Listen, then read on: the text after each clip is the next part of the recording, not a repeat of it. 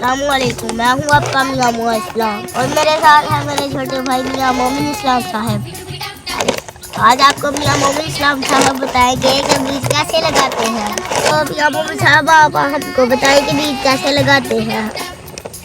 अब हमको बीज लगा के बताएं।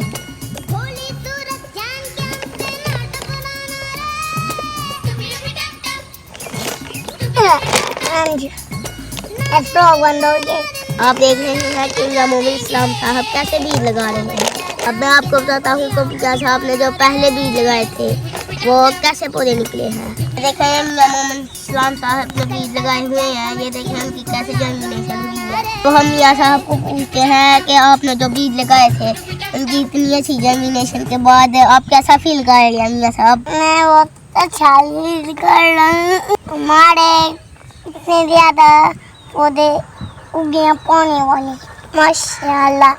और इतने पौधे